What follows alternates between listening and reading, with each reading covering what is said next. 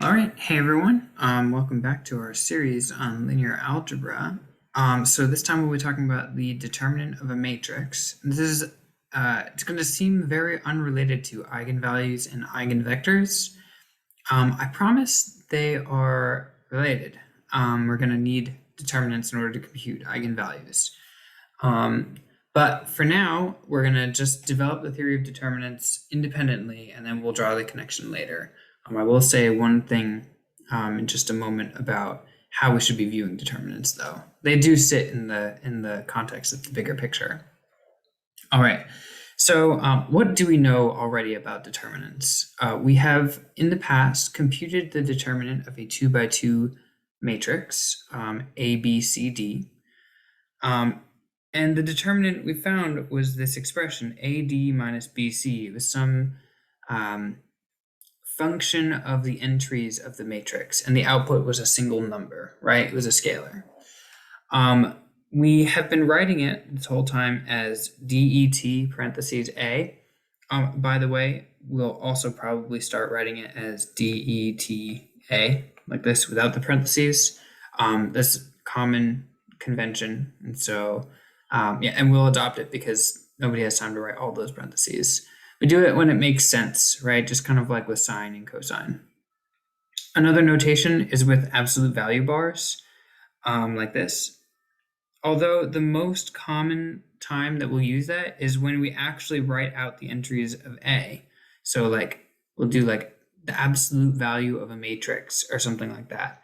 That's not actually what it is. It's just shorthand notation to say, hey, I'm about to compute this determinant, right? It's confusing because it could look like brackets A, B, C, D. When you have the little hooks at the end of your absolute value bars, that means you're taking the you're just writing down the matrix itself, like A equals brackets A, B, C, D.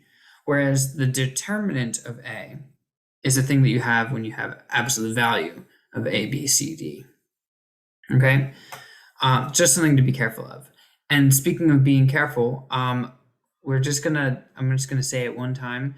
The determinant of a 1 by 1 matrix, well, a 1 by 1 matrix is just square brackets and one number inside of it. Okay, and the determinant of that thing is just the number.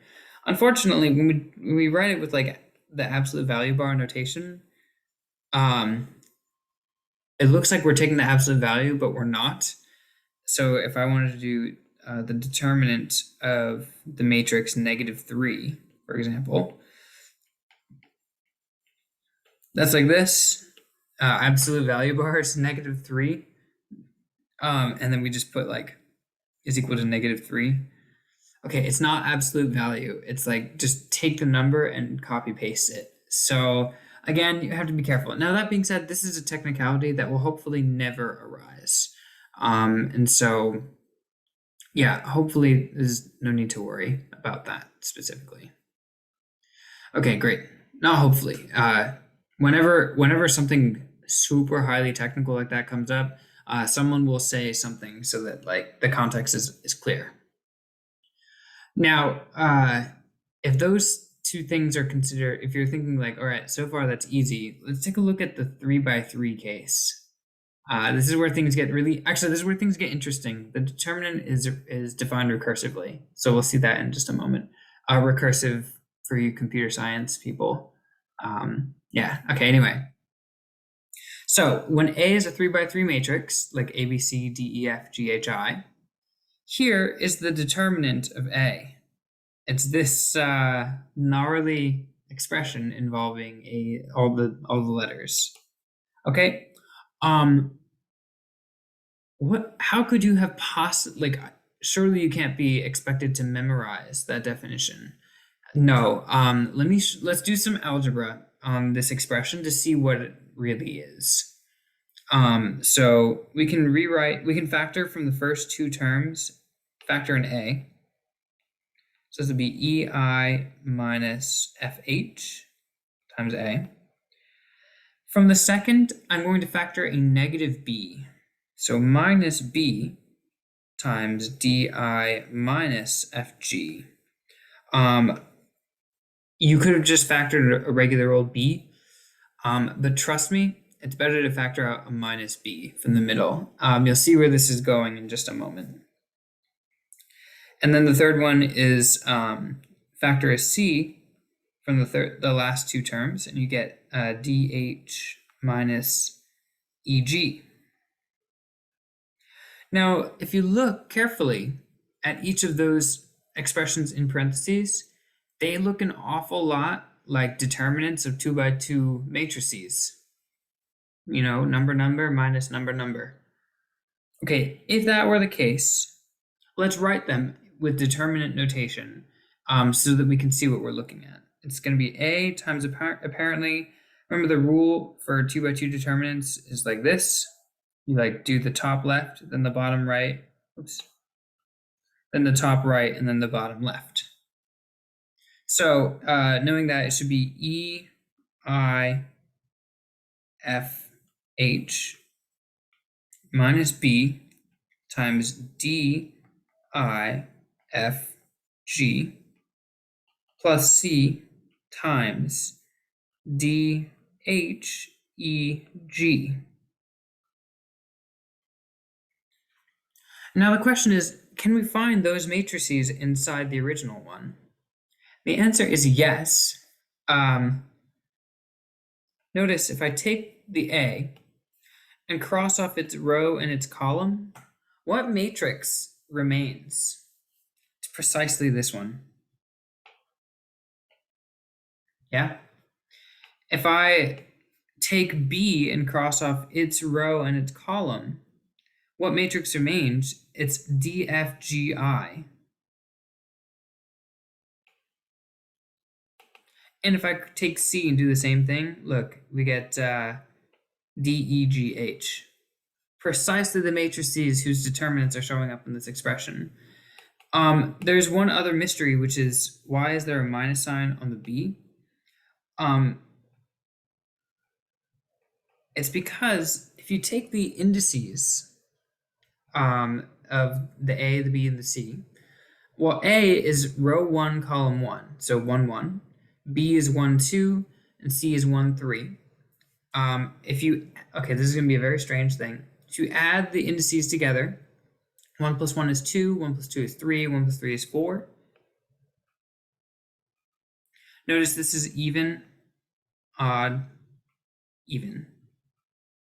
And so correspondingly, the signs are plus, minus, plus. We will talk about that's a lot of facts all at once. Mostly they're just observations right now. We're going to make them formal in just a second, so I'll pretty much say all of this again. But first, before we go on to the actual definition of a 3 by 3 matrix determinant, I just want to pause for a moment and draw a connection between what is the determinant and like how does it relate back to the things that we've seen. So by this point, we have seen in chapter 3.6 this idea of a linear transformation between subspaces, and the fact that you can have a matrix. Every matrix gives rise to a linear transformation, and every linear transformation has a standard matrix, right? And so there's this connection between matrices and transformations, linear transformations.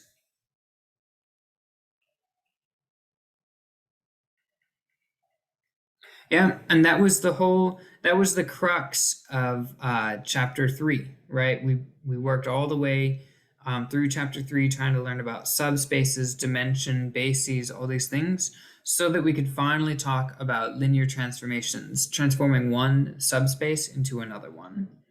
Okay, but it goes further. Eigenvalues, eigenstuff, we'll say. Eigenvalues, eigenvectors, and eigenspaces were all notions of things that are preserved.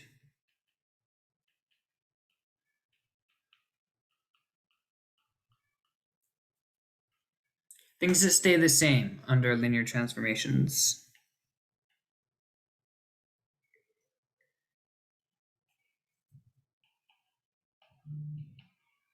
Okay. Things that stay the same or things that get preserved. The null space.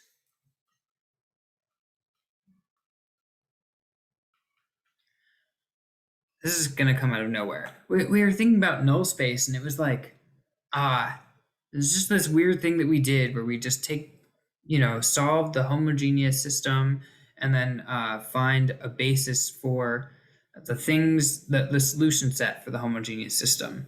What does that mean? This corresponds to when thinking about a matrix as a linear transformation. This is things that get crushed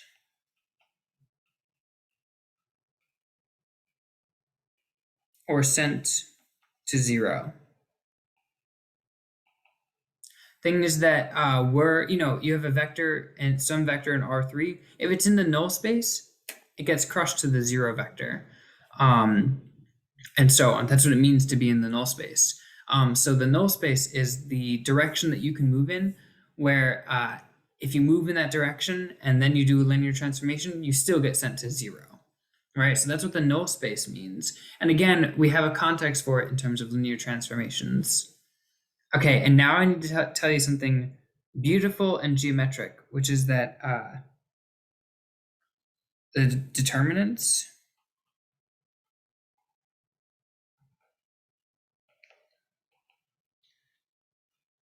it's area scale factor. That is, if I have the matrix 1, 2, 1, 4, sure. Let me just draw those columns for you. 1, 2 is here. 1, 4 is up here. Something like that. Okay, it's probably longer. Like that more. Okay, whatever. And I took like a unit 1 by 1 box, which you can't see anymore. And then I asked for the transformation. We have to see where 1, 1 and 1 and 1, sorry, we have to see where 1, 0 and 0, 1 go. 1, 0 goes to the vector 1, 2, of course.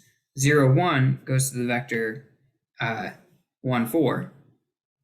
And so the area that 1 by 1 box goes to this weird parallelogram. And the determinant, which by our little thing is by our formula, right? AD minus BC. Determinant is 2. That is telling us the area of this new parallelogram. And by the way, it would have worked if you had shaded any region and then applied a linear transformation. The area of the new region is precisely 2 times the area of the original region. That's the geometric meaning of the determinant. So it's not devoid of context or anything like that, but more than anything else, this one number measures all kinds of different things about a linear transformation. And the easiest one to think about is the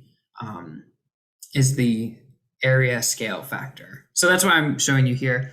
But yeah, okay. So that way we're not learning how to compute the determinant in a vacuum. It's not important, and I actually didn't include this in the original take of this video, but I figured it's interesting and kind of really beautiful. So, okay. Great. So let's actually define the determinant of a 3 by 3 matrix. The determinant, just like we said, of A is you take A11 and then you multiply by the determinant of this minor. Then you take A12 and then you multiply by the determinant of the the other minor, and then A13 times the determinant of the other minor. You know how we do it. Again, notice that we're just deleting the corresponding row and column, and we're trying to alternate the signs. Okay, so that was a restatement, right? But, okay, I want to give you another definition, which is going to make this entire discussion much faster once you get used to using this word. So, take a matrix A, delete row I and delete column J from your matrix. You have now obtained a submatrix, which is m minus 1 by n minus 1. That new submatrix is called the ij minor of A, and it's so useful that we just denote it Aij, capital Aij, because it's a matrix, right? We have to use capital letters for it. Okay, so the determinant of A, using the ij minor notation, can be rewritten this way. Just do A11 times the determinant of the 1,1 minor minus A12 times the determinant of the 1,2 minor, and so on, right? And you can go even shorter using sigma notation, right? Expressing it as a sum. And here, notice the -1 to the j plus 1 shows up as that alternating sign that we saw. So that's going to generalize in just a moment. It's going to make things very easy. Okay. But before we do anything, we should absolutely compute a determinant so that we're not great, so just as a reality check. So let's do it. So the strategy is take that number. Let me just write determinant of A is, so you take that number and then you multiply by the determinant of the corresponding minor. So 1, 7, 1, 1. Then you take the next number, minus 2 times the determinant of the corresponding minor, which is 0, 7, -1, 1. And then you take your third number, and then you write the corresponding minor, so 0, 1, -1, 1. Okay, we can compute these determinants. 1 times the determinant of that minor is 1. Oh, by the way, you're going to get very good at computing 2 by 2 determinants in your head. So to that end, I'm going to just start doing that. So 1 times 1 is 1, minus 7 times 1 is 7. Minus 2 times 0 plus 7 is 7, plus 0. So this is -6 minus 14, which is -20. Just like that. Okay, notice these computations we're gonna have to do them quickly. So at any point, feel free to pause the video and check my work on these. What's great is, so before we had that formula for a 2 by 2 that we just used a couple times. But then we saw the 3 by 3 version and it was like impossible to memorize.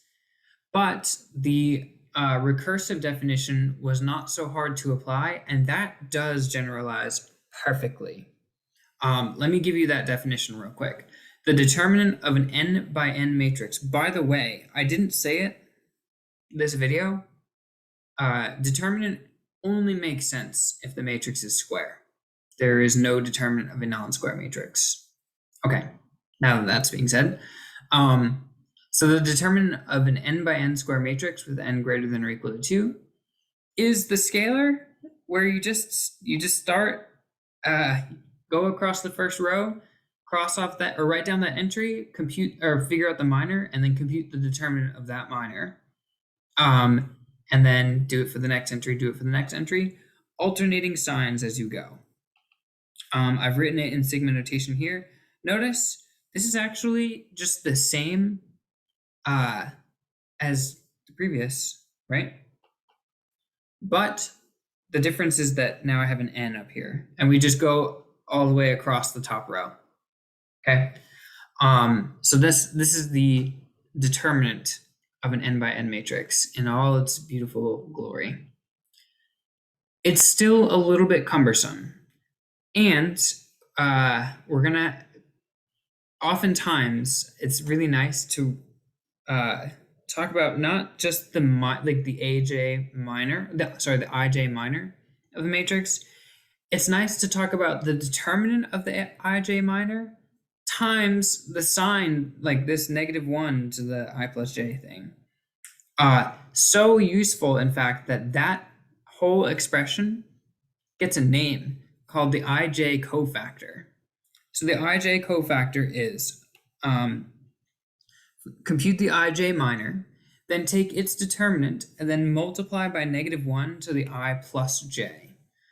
-1 to the I plus j will form a checkerboard pattern that I'll show you in just a moment. But first, I need to define cofactor expansion. So the cofactor, for now, you're just going to have to accept this formula, and then I'll show you how to keep track of it.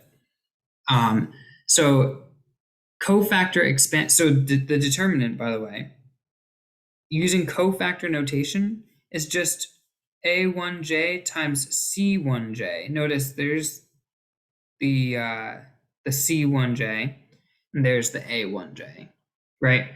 So and then we just do that along at every j value in the first row. That's called cofactor expansion along the first row. And you might think, the first row, could we do another row? Yeah, you just, instead of doing a1j, do aij for some fixed I value. That's why I've written it in green here. Just pick some, so a5j or whatever will be cofactor expansion along the fifth row. And we can write down this expression. This expression is just, some gnarly computation. Multiply a bunch of numbers together and whatever, and you'll get a number. Okay, whatever number you get, depending on whatever row you expanded along, is called cofactor expansion along the ith row. And yes, you can also do it along any column. So if I wanted to do cofactor expansion along the jth column, notice when we were expanding along a row, j was free to move and I was fixed. Now I is moving, the row is, we're looping through the rows, but the j value is fixed. That's called, so you fix, ai7 or ai3 or whatever will be cofactor expansion along the seventh column or the third column. Okay, and so yeah, a 7-column matrix, that's big, sorry. But it's possible, right? You could have a 10,000 column matrix depending on your depending on whatever model you're working with.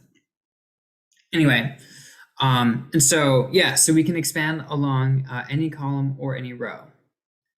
And every time you write down the expansion, you get some number. Now let me tell you about an amazing, amazing theorem. It's called the Laplace expansion theorem.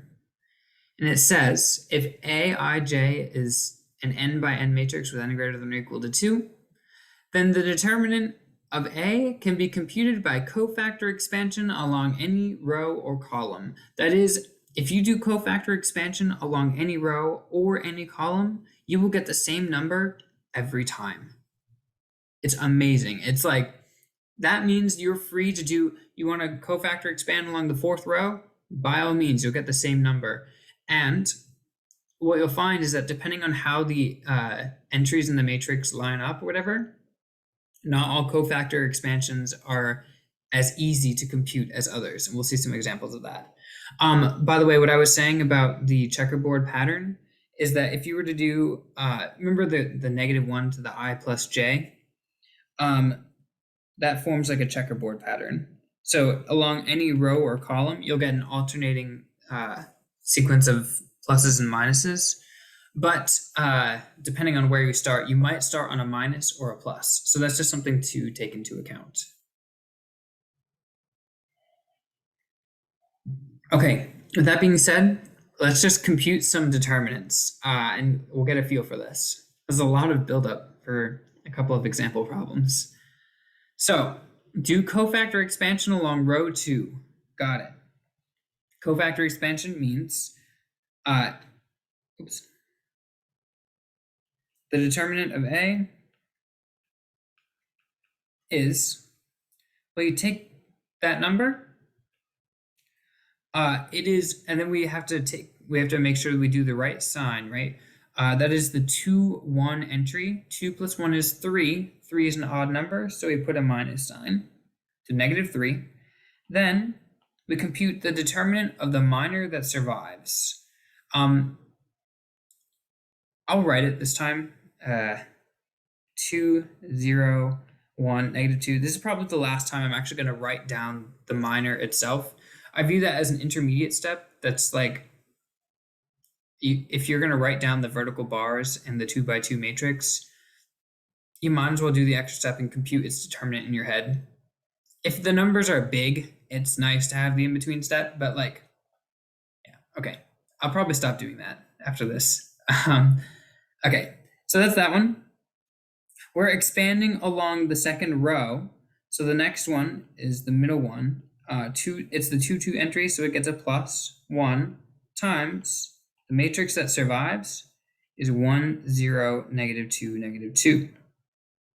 And then we take our last one. That was a close one. It'll get a minus sign. That's this one.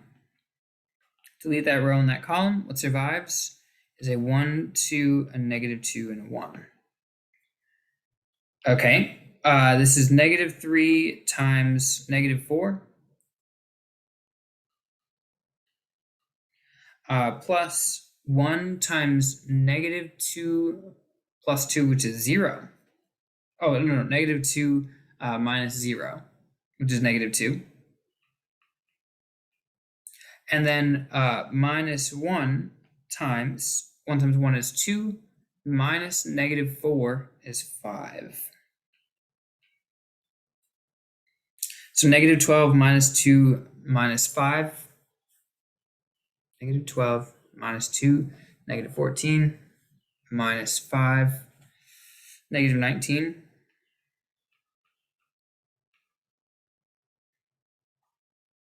Okay, and now we're going to go and do the same thing, but for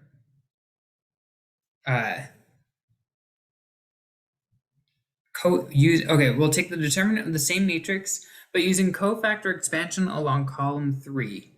This is going to be significantly faster for 2 reasons. Number one, I see a 0 in there, but also I'm not going to show that intermediate step. Here we go. The determinant of A is, okay, cofactor expansion along column 3. I'll just circle the column. Okay, so this is going to be 0 times anything, doesn't matter, is 0. Then I cross off, the middle row. I guess that first 0 would have been a plus, right? Because it was the 1, 3 entry. So now it would be minus 1 times the determinant of 1, 2, -2, 1, which is just 5. Plus negative, okay, so then we do the last one, which would be -2 times the determinant of 1, 2, 3, 1, which is 1 minus 6, which is -5.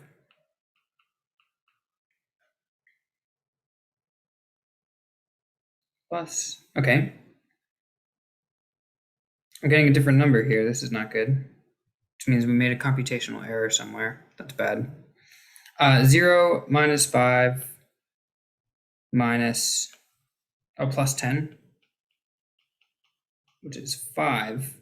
I think we made an error in the previous one. Let's go back and double check. -3 times, oh, geez. -3 times -4.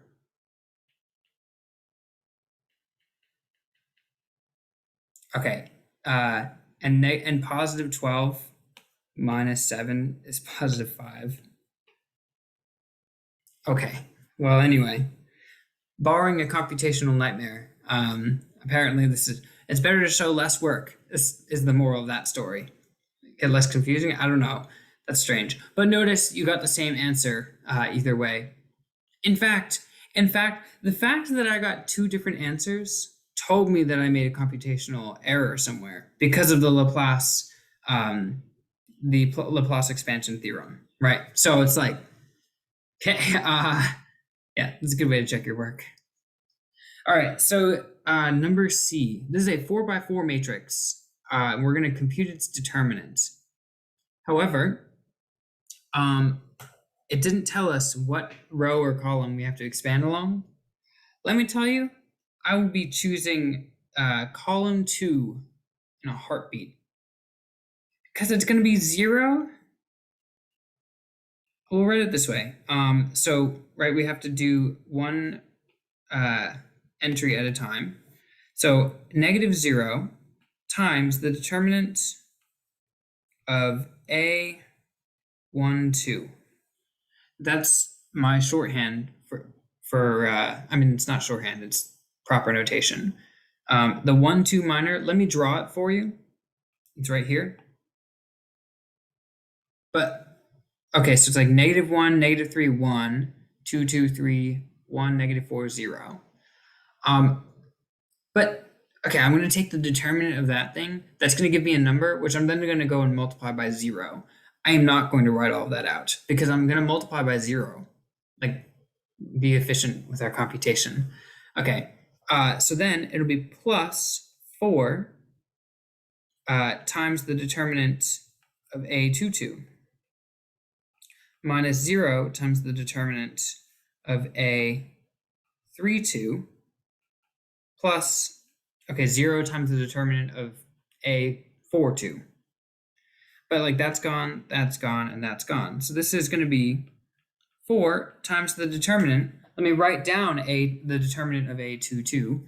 It'll be 1, 2, 0, -1, -3, 1. Oh, wait, not that one. That's the row that we deleted. So 1, 2, 0, 2, 2, 3, 1, -4, 0. Now I have to compute the determinant of a 3 by 3 matrix. I got to do cofactor expansion. But I get to pick the column or row again, and I will be picking column 3. So this is 4 times cofactor expansion. So 0. I'll just put the 0 there. It would have been a plus, and then the next one will be a minus. So minus 3 times the determinant of 1, 2, 1, -4, which is, let me just put the actual number. 1 times -4 is -4. 2 times 1 is 2. -4 minus 2 is -6. -3 times -6. And then plus 0. 0 times the determinant of 1, 2, 2, 2. But that's 0. Okay, great. -3 times -6 is 18 times 4 is 72.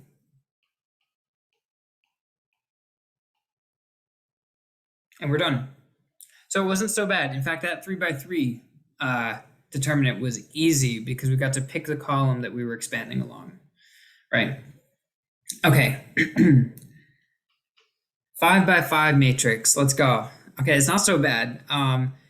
There's a clear choice. I will cofactor expand along this column on the right, or on the left, so the very first column. It'll be 2 times the determinant of negative, okay, I'm just going to write 2 times the determinant of A11. But the determinant of A11, I could do cofactor expansion along that first column. Wait a second.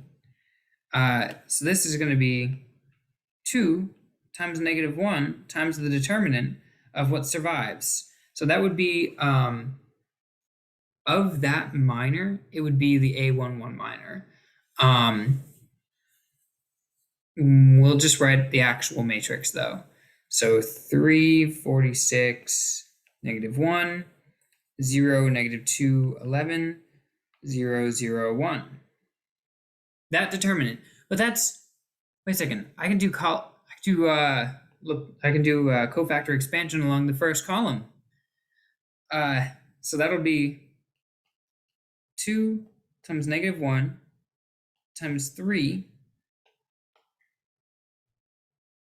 times the determinant of -2, 11, 0, 1. But that's just negative 2 times 1 minus 0. So I'll just put times negative 2 times 1. I count two negative signs, which both cancel, so I'm left with 2 times 3 times 2, which is 12. And we're done. Just like that. Notice that was like even more work. Notice our final answer was literally just the product of the numbers on the main diagonal. That's kind of nice. And actually, after a definition, we'll turn that into a theorem. Let's talk about triangular matrices real quick. So an upper triangular matrix is a matrix which has numbers on the main diagonal and numbers above the main diagonal, but zeros below, like our matrix in example D.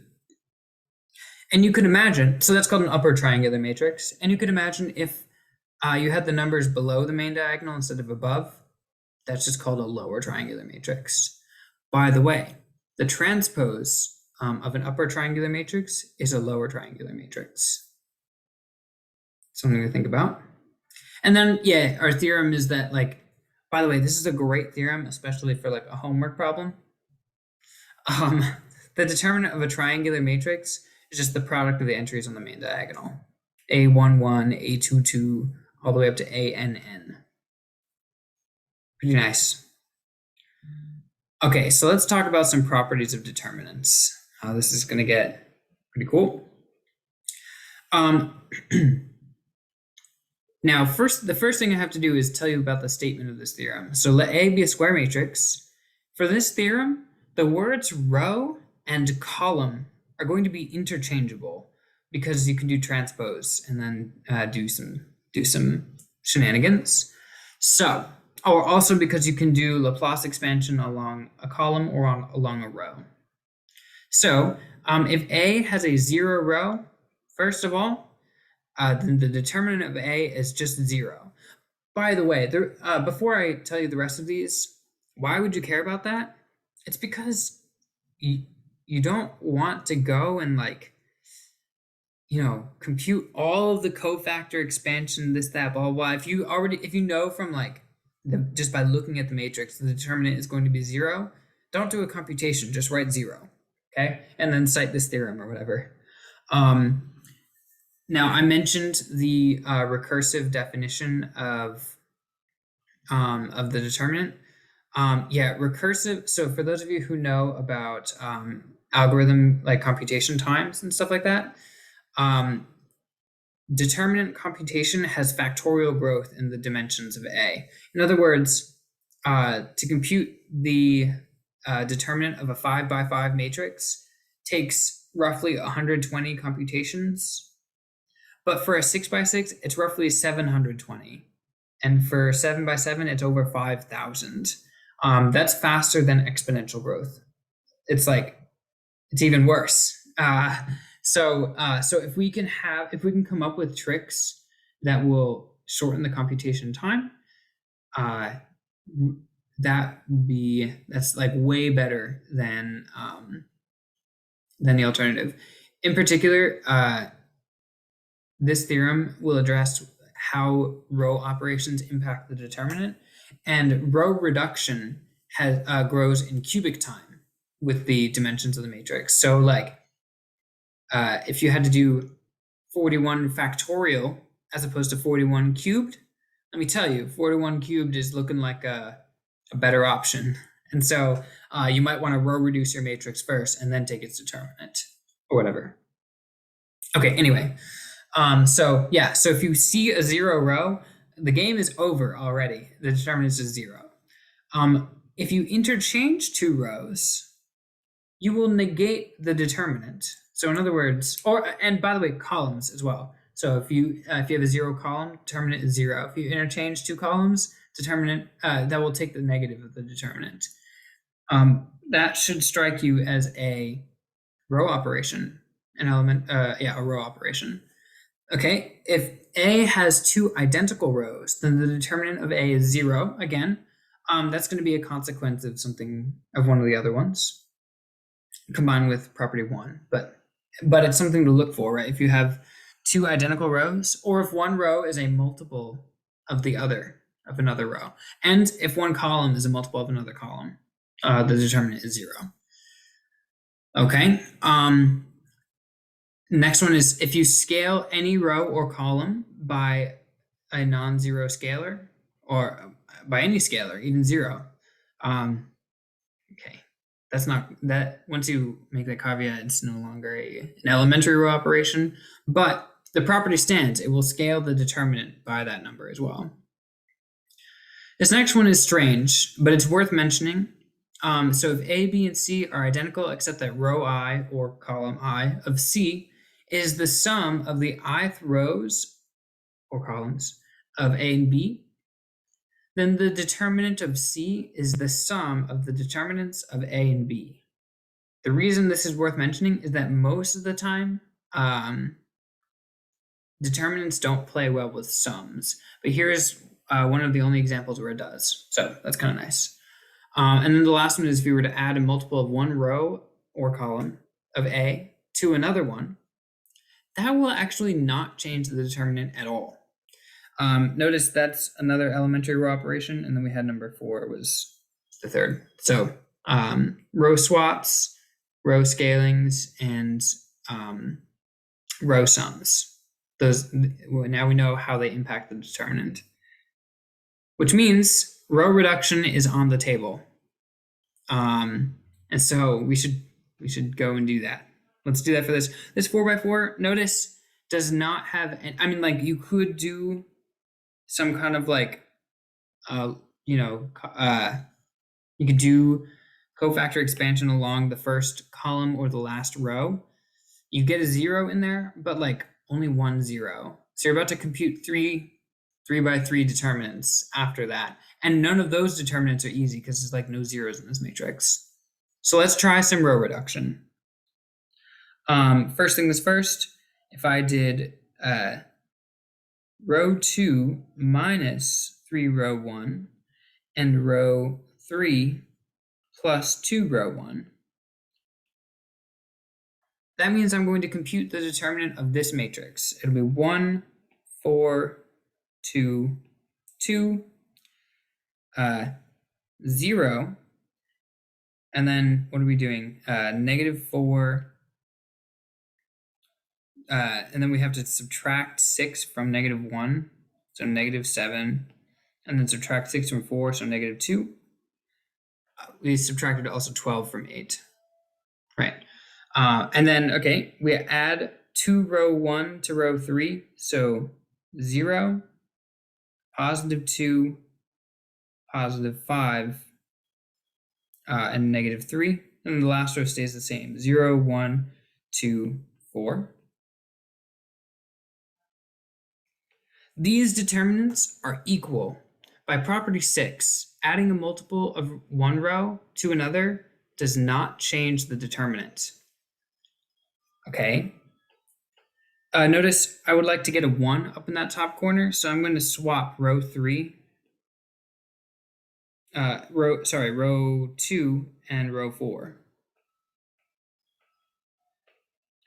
When I do, interchanging 2 rows introduces a negative sign to the determinant. So 1, 4, 2, 2, 0, 1, 2, 4, 0, 2, 5, 3, -3, and 0, -4, -7, -2. Okay. Then I can pivot around this 1 and subtract, copies of row 2 from row 3 and row 4. That will not change the determinant. What matrix do we get though? 1, 4, 2, 2, 0, 1, 2, 4, 0, 0. I'm subtracting 2 row 2 from row 3. So 0, 1, -11, and then the last one, I'm adding 4 row 2 to row 4. So 0, 0, 1, 14. That was right the row operation, I guess. It was row 3 minus 2 row 2 and row 4 plus 4 row 2. Row operations don't change the determinant, so we just keep it the way it is. You can, at this point, do some cofactor expansion. You don't have, at this point, we could just do cofactor expansion, right? It's not quite an upper triangular matrix. We could get it into one relatively easy, but also cofactor expansion, right, is going to be 1 times the determinant of this matrix, which will be 1 times the determinant of this matrix, which is a 2 by 2 matrix. However, okay, the determinant of this matrix, by the way, is 14 plus 11, which is 25. So apparently the determinant should be 25. I'm going to, negative 25, right? I'm going to do one more row operation. I'm going to subtract row 3 from row 4. So row 4 minus row 3. When I do, I get 1, 4, 2, 2, 0, 1, 2, 4, 0, 0, 1, negative 11, 0, 0, 0, and then positive 25. And now the determinant of this upper triangular matrix is just negative 25. 25, but then with this minus sign, right? Which is the same thing that we would have gotten if we had done cofactor expansion here and then here, right? So row reduction really could just be used as a tool to make things easier. You could have even stopped at this step and just brute force done a 2 by 2 or 3 by 3 determinant if you would prefer to do it that way. So yeah, there's a lot of options. They're pretty flexible as long as you follow along with their rules. Okay. Now, row operations.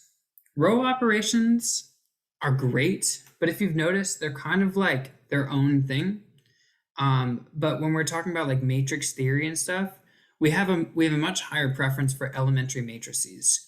Elementary matrices allow us to phrase things in terms of matrix multiplication and like inverses and stuff like that, where it's like a little bit more matrixy and a little bit less like row operation stuff, right? So let me give you a corollary, which in the book is its own separate theorem. I think that's silly because it's like it's a direct consequence of theorem 4.3. So yeah, corollary 4.4, if E is an elementary matrix, then if E was a row swap, the determinant of E is negative 1. If E was a row scale by a factor of k, then the determinant of E is just the number k. And if E was a row sum, then the determinant of E is just 1.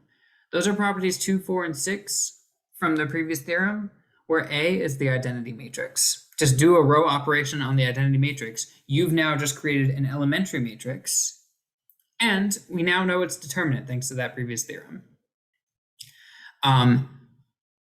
One consequence of that theorem is something that's really nice, and we'll actually generalize in just a minute. But if A is an n by n matrix, then the determinant of E times A is the determinant of E times the determinant of A. Again, this is a consequence of the previous theorem.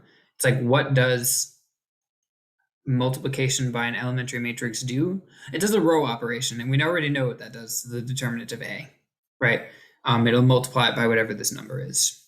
Again, this is theorem 4.3. Restated again. Okay, but now we're going to use that to prove something that just kind of shows up. It's like, oh yeah, another theorem, whatever. This is my favorite characterization of invertible matrices. Okay, so here's how it goes. A square matrix A is invertible if and only if its determinant is non-zero. Period. That's it's the easiest check, in my opinion, of an invertible matrix, because like, what are you going to do? Try row reducing the augmented matrix of like your square matrix and the identity and hope you don't get a zero row on the left? That's a lot of work to go and figure out if your matrix is invertible. And it's kind of the only, like, I mean, really up until now, the only tool that we had to check if a matrix was truly invertible was row reduction. Now we have a second one called the determinant. As long as its determinant is non-zero, it will be an invertible matrix.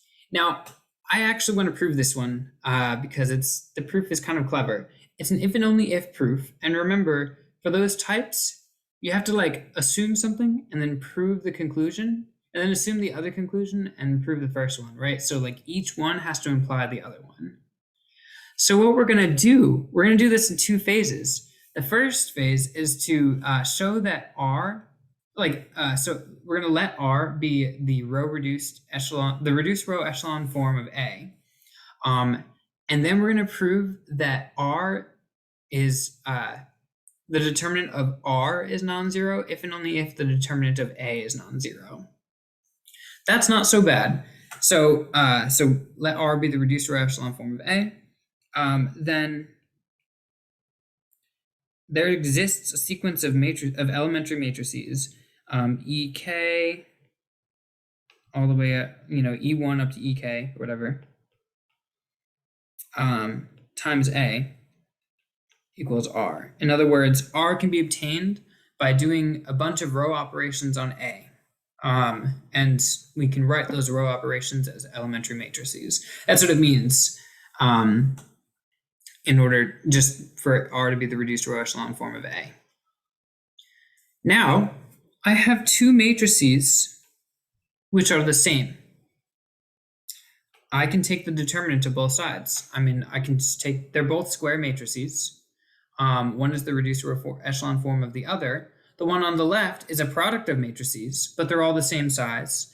And even if, even whatever, this is, the point is, the left-hand side and the right-hand side are the same matrix. So their determinants are, of course, the same.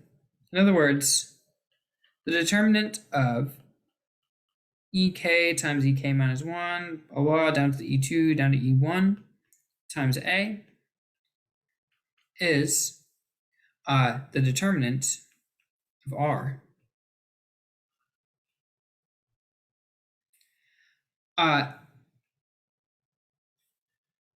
But notice by matrix multiplication associativity, I can just stick parentheses in here, and then the next one, and the next one, and then apply lemma 4.5 k times, however many row operations you needed to get A to R. Apply lemma 4.5 that many times, and you'll see that really the determinant of what we're looking at is the determinant of EK times all the determinants down to E1 times the determinant of A, right? If you're going to multiply an elementary matrix by a normal matrix and then take the determinant of the product, you could have taken the determinants of the products separately and then multiplied.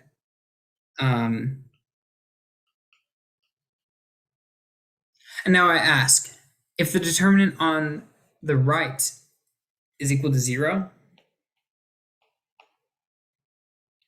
which of these could have been the number 0 that was being multiplied in? Like, the number on the left is just a product of a bunch of scalars. One of them had to be 0, and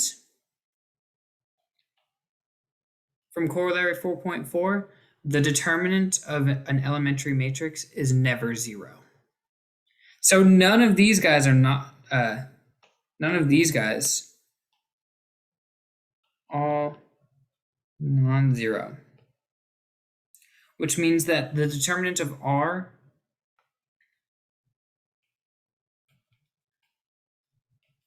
is equal to 0 if and only if the determinant of A is equal to 0. Now, Okay, so we have not proved the thing that we've set out to prove, right? We were trying to prove that if A is invertible, then the determinant of A is non-zero. And what we've proved is that the determinant of A is only ever zero whenever its reduced row echelon form has determinant equal to zero. Why does that matter? It matters because we have a bunch of other characterization of invertible matrices that we can now appeal to. So suppose now A is invertible.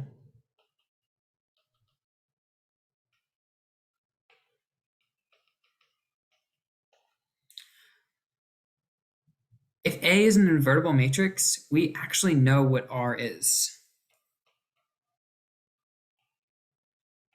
R is the identity matrix, n by n identity matrix. And the determinant of R is not zero. So the determinant of A is also non-zero.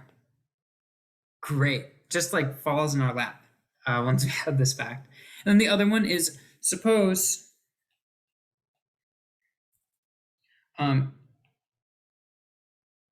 determinant of A is non-zero.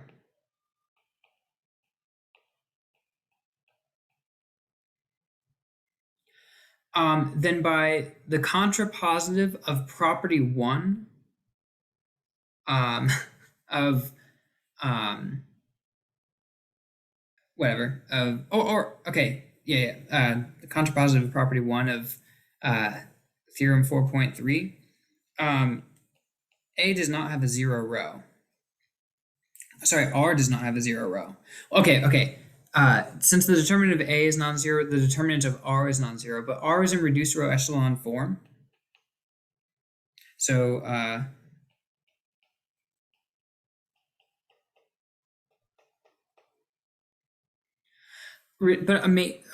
consider a matrix in a square matrix in reduced row echelon form, which does not have a row of all zeros. Okay, that matrix must be the identity.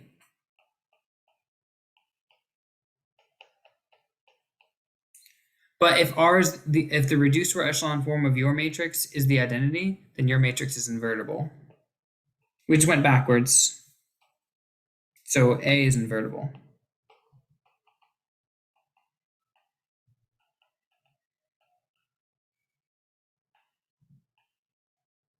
And that's it. That's the whole proof.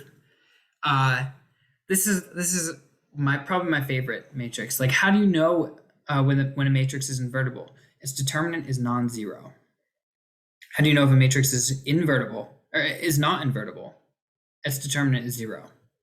So, yeah, really, really nice. Okay, and now the very last thing that we want to do, I'm gonna give you a rapid fire of a bunch of determinants for like matrix operations, things that we can do to change a matrix. Well, what does that do to the determinant? Okay, first up is determinant of K times A. You take a number and then you multiply that number by your matrix. You might think that would also multiply the determinant by that number. No, actually, you have to multiply the determinant by that number n times, where n is the dimension of your matrix. Why?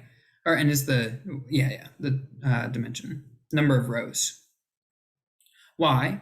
Because when you multiply a matrix by a number, it scales every single entry, which is the same as scaling each row by that number separately.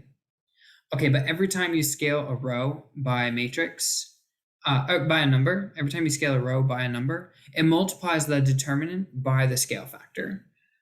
So the proof, scale each row by K, then theorem 4.3. What does scaling a row by K do? Multiplies it by K, multiplies the determinant by K. Okay, but if you scaled each row, there are n rows, right? There you go, that's your proof. Nice quick one. Okay, the determinant of the product is equal to the product of the determinants. This one's one of my favorite facts. It's really nice for just computations. It's also a generalization of something that we that we saw, lemma 4.5, with the product of an elementary matrix and a regular matrix. Well,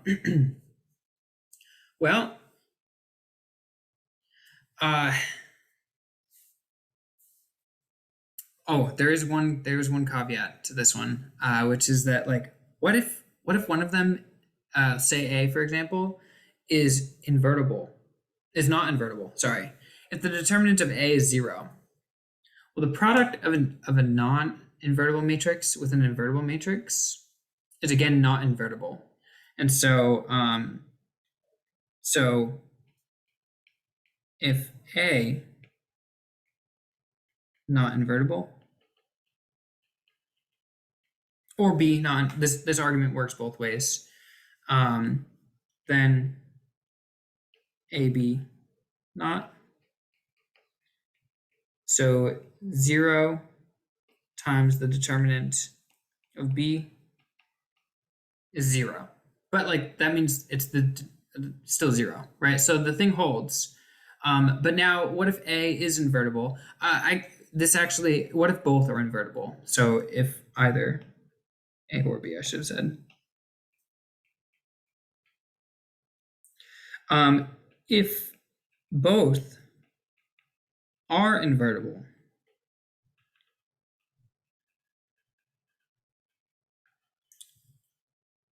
then they're row equivalent to one another. And all invertible matrices are row equivalent, right? You can row reduce both to the identity and then unrow reduce one to the other. So there's a sequence of elementary matrices taking one to the other.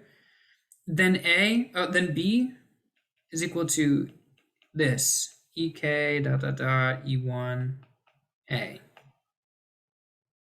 Lemma 4.5.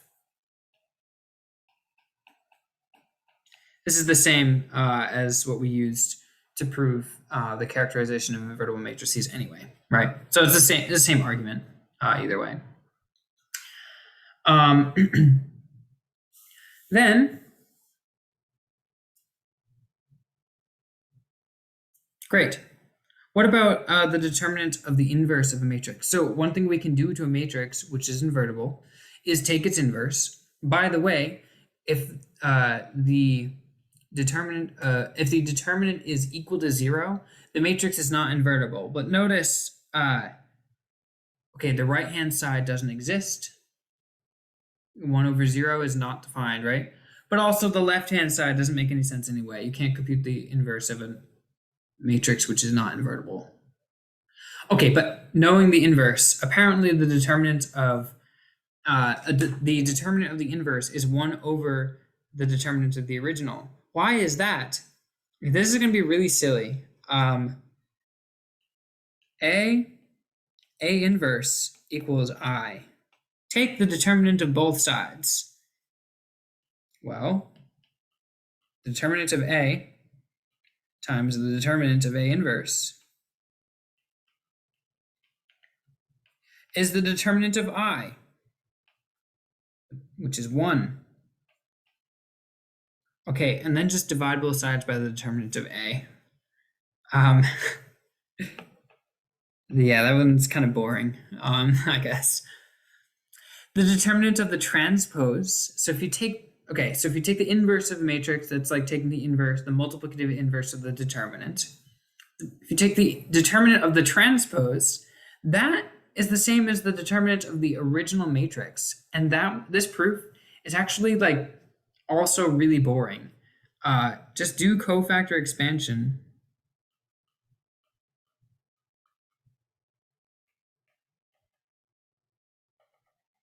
Along column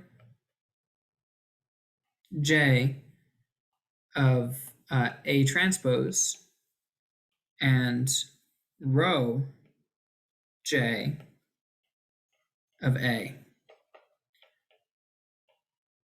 Why did I put a box?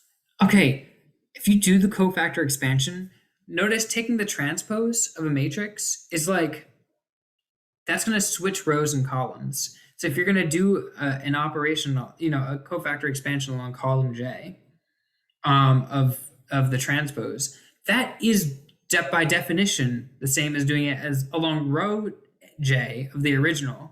Like, not any different at all. They're just the same. So, okay. So anyway, this has been a long video. I apologize, but this is the end of our discussion on determinants. So next time we're going to return to the issue of eigenvalues and eigenvectors for larger spaces. Now that we're armed with the most important tool. But anyway, I will see you in that next video.